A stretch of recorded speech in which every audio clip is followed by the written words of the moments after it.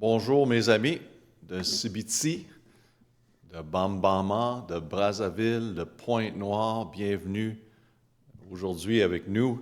C'est merveilleux d'enseigner la parole de Dieu. Aujourd'hui, on va continuer sur le conseil biblique et le sujet va être les convictions bibliques. Mais avant de commencer, nous allons chanter la B-I-B-L-E, puis je demanderai à tout le monde de chanter de tout cœur. Si vous avez la Bible ou un Jean romain avec vous, le levez quand on va dire la Bible. OK? Donc, tout le monde ensemble. La B-I-B-L-E,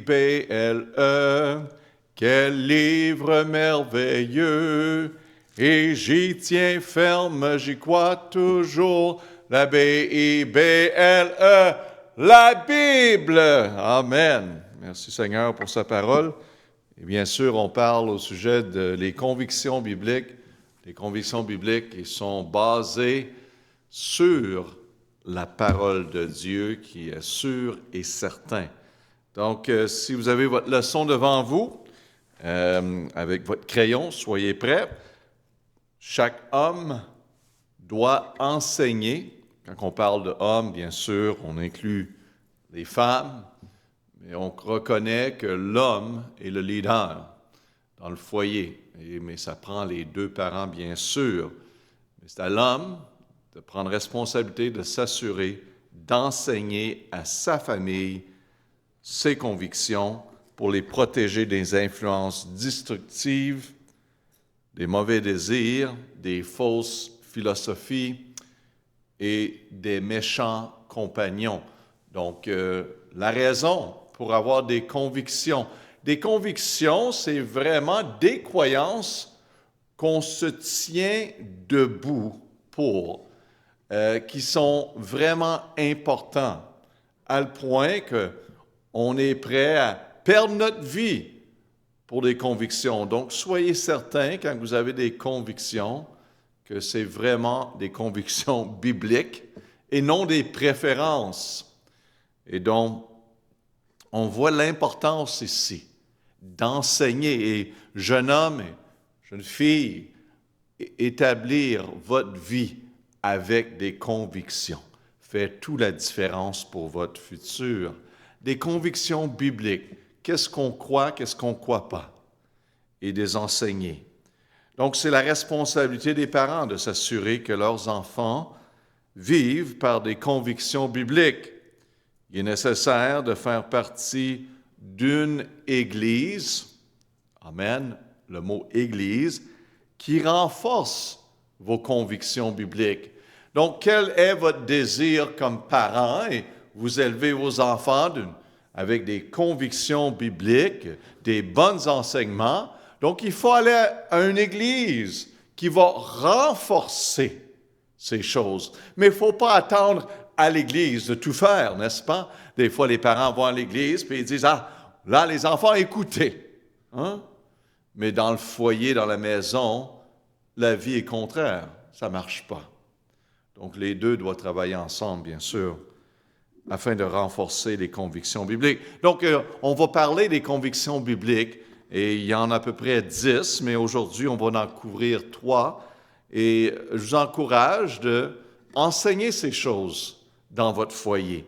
Numéro 1, Dieu seul est souverain.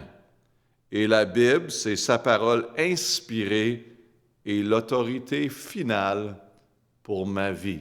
Conviction numéro 1 qu'on doit tous savoir comme chrétiens. Que Dieu seul est souverain. Il n'y en a pas d'autre. Et la Bible, c'est sa parole inspirée et l'autorité finale pour ma vie. La Bible dit cela suffit. C'est tout. 2 Timothée 3,16 et 17, la Bible dit toute l'Écriture est divinement inspirée et utile pour enseigner, pour convaincre, pour corriger, pour former à la justice, afin que l'homme de Dieu soit accompli et propre à toute bonne œuvre. Donc, pour être accompli, il faut comprendre que cette parole est inspirée. Parce que si la parole n'est pas inspirée, elle ne vient pas de Dieu, comment qu'on peut se confier dans cette parole? On peut se confier complètement parce qu'elle est inspirée. Et on va voir ici qu'elle est préservée également par Dieu, afin qu'on puisse avoir la parole de Dieu. Et que l'homme de Dieu soit accompli et propre en toute bonne œuvre. La parole de Dieu doit être la base de tout ce qu'on croit. Le mot « croit ». Ça doit être la base de tout ce qu'on croit. Moi, je crois ceci parce que la Bible le dit. Donc, je n'ai pas besoin de m'excuser pour mes croyances bibliques. Simplement dire que la Bible enseigne. Et quelle autorité avons-nous de simplement dire « la Bible dit » et cela suffit. Ça, c'est important, d'avoir l'autorité de la parole de Dieu. Donc, la parole de Dieu doit être la base de tout ce qu'on croit et tout ce qu'on enseigne. Ça doit être la base. Et vous entendez le monde dire parfois, « moi je pense »,« moi je crois ». OK, on écoute, mais quelle autorité vous avez quand on dit « la parole de Dieu enseigne », la parole de Dieu dit. Voyez-vous la différence? Et en passant, faites très attention, mes amis, de ne pas dire que la parole de Dieu dit et enseigne si la parole de Dieu ne dit pas ou n'enseigne pas. Très important, parce qu'il y en a qui vont utiliser la parole de Dieu pour leur promotion personnelle et leur gain personnel. C'est très important qu'on enseigne ce que la Bible enseigne. Donc, mentionnez le mot « pourquoi » ici. Pourquoi la parole de Dieu? Pourquoi qu'on croit? Et à la base de tout est la parole de Dieu. Pourquoi qu'on l'enseigne? Parce que la parole de Dieu, mes amis, on peut y avoir confiance, elle est inspirée. La Bible mentionne le mot « inspiré » dans 2 Timothée. Divinement, ça veut dire que c'est soufflé par Dieu. C'est Dieu qui a parlé à travers des hommes, à travers des différents siècles qu'on voit, pour assimiler la parole de Dieu. Et c'est incroyable. La Bible mentionne que cette parole, elle est vivante et efficace pour tous. Elle s'applique à tout. Peu importe la culture, la nation, elle exclut personne.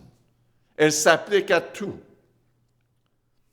À ce jour, même à travers de la persécution et tous les adversaires qui essayaient d'annuler ou de brûler la parole de Dieu et tous ceux qui croyaient à la parole, vous savez que Dieu a préservé, le mot « préserver » sa parole à travers des siècles. Dieu a préservé, même à travers de tout ça. Donc, cette parole, elle est inspirée, le mot « inspiré » est préservé. Elle a été initialement inspirée par Dieu, elle a été soufflée par Dieu. Le Saint-Esprit a bougé le cœur des hommes qui ont écrit la parole de Dieu. Et à travers des siècles, Dieu s'assurait qu'elle était préservée, même à travers la persécution. Et c'est incroyable comment Dieu a préservé sa parole. Si Dieu a créé le monde, si Dieu a donné son propre Fils sur la croix afin qu'on puisse être réconciliés, pardonnés de nos péchés, ne pensez-vous pas que Dieu peut préserver sa parole? Absolument. Et c'est pour cette raison que Jésus dit dans Matthieu 4, 4, « Ma parole est préservée, Ma parole, bien sûr, est inspirée. Dans Matthieu 4, Jésus dit, « L'homme ne vivra pas de pain seulement, mais de toute parole qui sort de la parole de Dieu, de la bouche de Dieu. » Vous savez que Satan tente Jésus ici, dans Matthieu 4, durant un moment de faiblesse, qu'on peut dire. Jésus n'a jamais péché, mais l'adversaire le savait que Jésus était dans un temps où il n'avait pas mangé, et 40 jours, bien sûr. Donc, on peut dire un moment de faiblesse. L'adversaire vient nous chercher, n'est-ce pas? Le mot faiblesse. Et dans les plus bas des moments ou les plus hauts moments de notre vie, nous avons besoin de se combattre. Le mot combattre avec la parole de Dieu. Jésus a démontré cet exemple à chaque fois que Satan l'a tenté dans ce moment qu'on peut dire qu'il était plus faible. Et Jésus n'a jamais péché, je veux être certain qu'on clarifie cela. Comment que Jésus s'est combattu contre les mensonges de l'adversaire, le diable, Satan lui-même?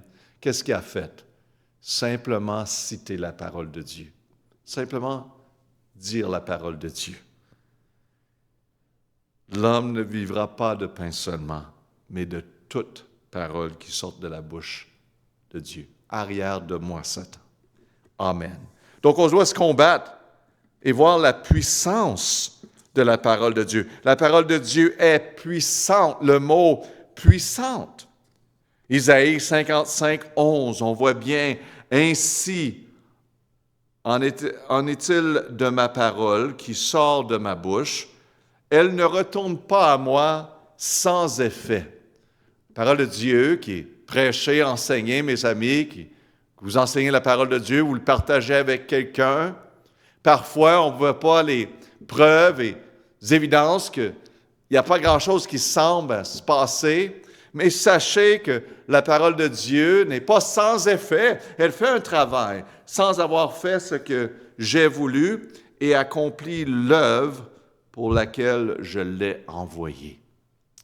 Tu dis, je fais le travail à travers de ma parole. Et on voit bien dans Hébreux, chapitre 4, verset 12, « Car la parole de Dieu est quoi? Vivante. » Amen.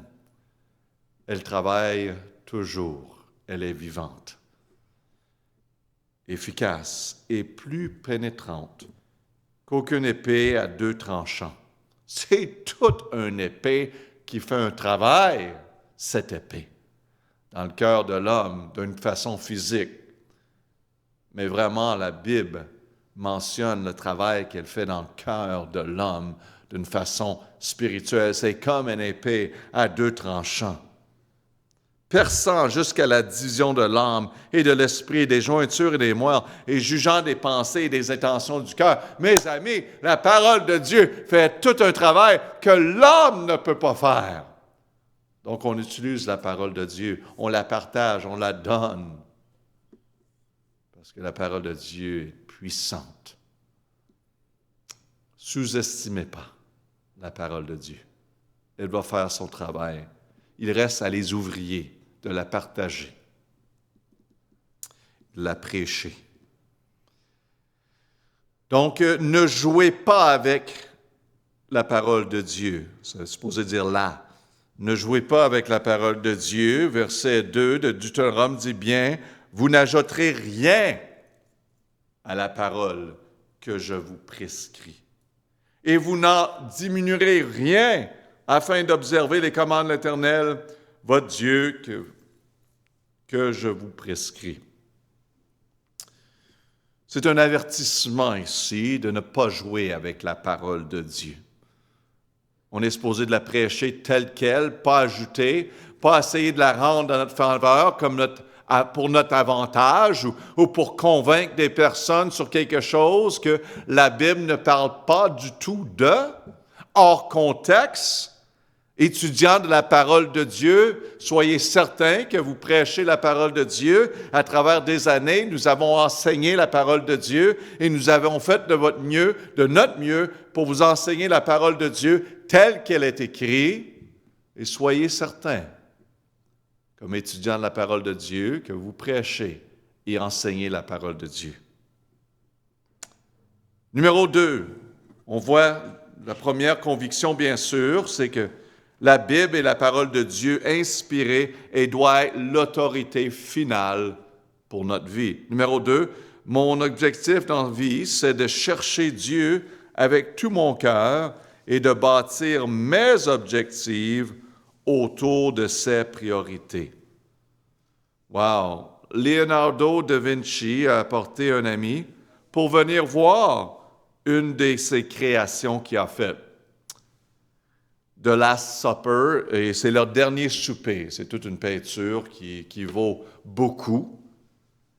Le premier commentaire de son ami était, il dit à propos de cette peinture, « La chose qui me frappe le plus à propos de ta peinture, c'est la tasse. » Il avait une tasse sur la table. Leonardo a rapidement pris une brosse et enlevé la tasse en disant « Rien dans cette peinture va attirer plus d'attention que la face de mon maître. » Le mot « maître ». Leonardo a bâti ses objectifs autour de quoi? Des priorités de Dieu. Dieu en premier. Triste de dire que plusieurs qui se nomment chrétiens bâtissent leur vie et bâtissent leur objectif autour de leurs propres priorités. Leurs. Pas les priorités du Seigneur, mais leurs propres priorités. Qu'est-ce qu'ils pensent qui devrait être priorité? Et Dieu se trouve souvent à la fin. Le mot « fin ». Désolé pour quelques erreurs là, mais vous comprenez. Dieu se trouve à la fin de tout. Pas en premier, mais à la fin. Ils cherchent leur priorité. Ils pensent que ce qu'ils doivent faire, l'objectif, c'est à propos d'eux. Et à la fin, c'est Dieu. Si j'ai du temps, j'ai de la place, oh Dieu, tu viendras. C'est pas ça que la Bible enseigne, et c'est pour ça qu'il y a tellement de problèmes qu'on va se créer. Matthieu 6, 33 dit, mais recherchez premièrement quoi? Tes objectifs? Non. Le royaume de Dieu et sa justice. Et toutes ces choses vous seront données par-dessus. Tous les objectifs que vous désirez, si c'est bien pour vous et bon pour vous, Dieu va vous assurer que c'est donné à vous. Jérémie 29, 13, « Vous me chercherez et vous me trouverez. » Hein? Trouverez, car vous m'aurez recherché de tout votre cœur. Voyez-vous la simplicité avec le Seigneur? On le met en premier, on lui donne nos désirs, nos objectifs, on met lui en premier et il met tout en ordre, met toutes choses à sa place. Une histoire va bien illustrer ce point-ci. Un homme éminent qui visitait l'Argentine a été demandé par le président de la République pourquoi l'Amérique du Sud est rendue tellement pauvre et l'Amérique du Nord tellement bien. Le visiteur répond, je pense, la raison est le fait que les Espagnols sont venus dans l'Amérique du Sud pour chercher de l'or. Et en même temps, les pères pèlerins sont venus dans l'Amérique du Nord pour chercher Dieu. Voyez-vous la différence? Dieu en premier. Non l'or, non nos objectifs, cherchez Dieu en premier. Premièrement, cherchez Dieu en tout temps, premièrement, et il va mettre tout en place. Toutes les choses, vos objectifs, vos buts que vous avez dans la vie, premièrement Dieu, et ces choses vont tomber à leur place. Donc, on voit ici que mon objectif dans la vie, c'est de chercher Dieu avec tout mon cœur et de bâtir mes objectifs autour de ses priorités. Donc, je vous encourage, mes amis, de mettre Dieu en premier et d'établir également l'autre conviction qu'on a parlé, que la parole de Dieu, c'est la parole de Dieu ici, et ça doit être notre priorité dans la vie. Et c'est inspiré et vraiment l'autorité finale. Ça, c'est tellement important d'établir ça. Parce que qu'est-ce qu'on croit, qu'est-ce qu'on dit est basé sur la parole de Dieu. Quelle autorité que vous avez, mes amis. Donc, allons-y et que notre vie soit à propos de lui en premier. Amen. Père, on prie que tu nous aides aujourd'hui d'établir ces simples convictions. Parler de 2 convictions aujourd'hui. De vraiment établir dans nos cœurs que ceci est la parole de Dieu et on va vivre selon la parole de Dieu. Et deuxièmement, que ma vie est à propos du Seigneur. Je vais chercher son royaume en premier. Donc, Père, donne-nous grâce, aide-nous à appliquer ces choses. Pas juste en parler, mais les mettre en pratique dans nos vies pour notre famille, pour la prochaine génération. On prie ces choses pour ta gloire, au nom de Jésus-Christ. Amen. All right. Bonne journée, que le Seigneur vous bénisse.